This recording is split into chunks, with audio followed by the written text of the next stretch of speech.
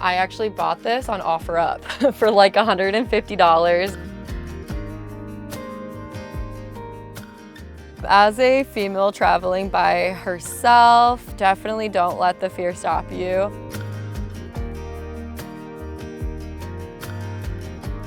Hey, my name is Mary. Come take a tour of my van.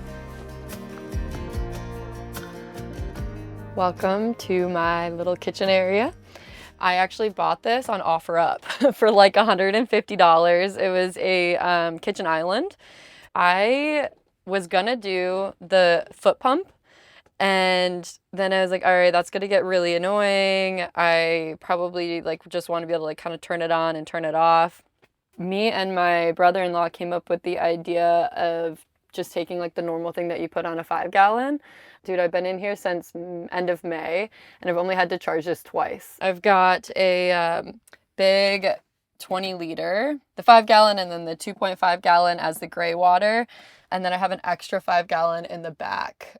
Under here is where I keep more like dishware, my pots, my pans, cutting board. This is my everything drawer. I've got silverware, I've got, let's see, incense, I've got my knives, scissors, all my little kitchen things, teas, crystals. I went with open shelving because I was able to just take, like, it had like that little extra countertop like pop off on the back there, which obviously I wasn't going to use because I was putting it against the wall.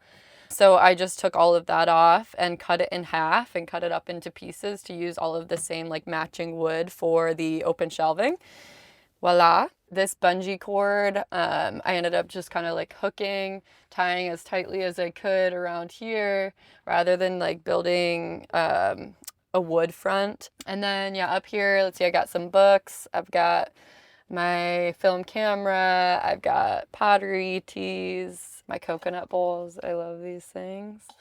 I picked the color because it was called meditation time, which I just liked the color in general. I was like, it's kind of that like homey feel that just is like fits my earthy vibe.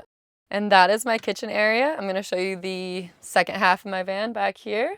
The bed, living room, bathroom, garage. I built a little box that my toilet goes in, but this little box also kind of is like a sitting area. If I even take off the pillow, I can like sit down on the floor and do work there looking out at the view. Right here, you've got the pull out where the cooler's at. That is one thing I was like, oh, I'm low maintenance. I'll go with a regular cooler. I don't need a fridge. But that is definitely my next project, is to switch it over to a fridge. The Yeti has been perfect for my laptop, my phone charging, you know, and then I have a solar panel in the back I'll show you to recharge that, or I can bring it into a friend's place if I'm going to be staying there. I'm like, hey, can I plug this in? Today we're going to swap out the older lithium batteries that are in this bus for some newer SOK 100 amp hour batteries.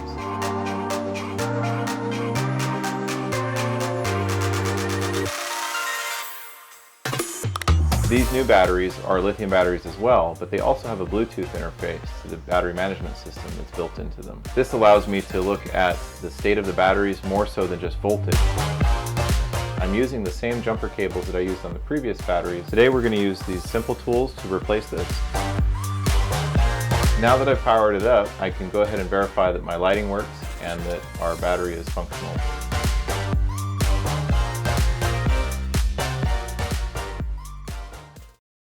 Watch this trick, because I realized I didn't put something to keep it open once I was living in it, but if you just go like that with the cutting board, it stays. And they're just super simple. I installed some magnets there to keep them closed, otherwise everything flies out as you drive. So put some really strong magnets there.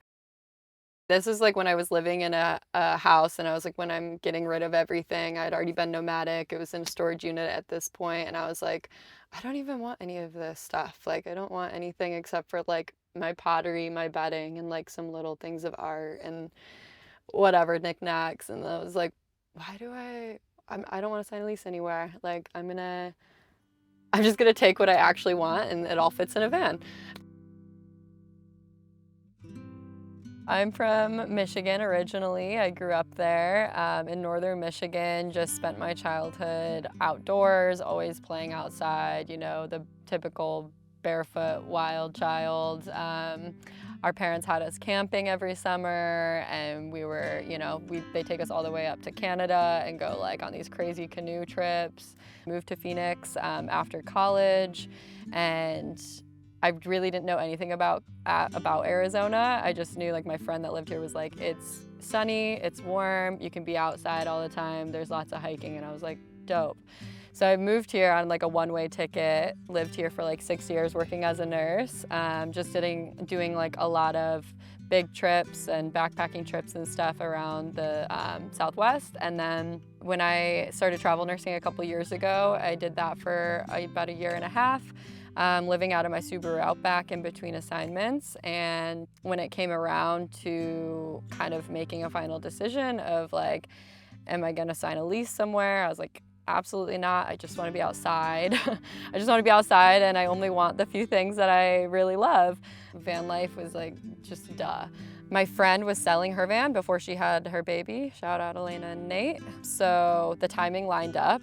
Bought the van, sold all my things, worked on it, and I've been in it full time for like 10 months now.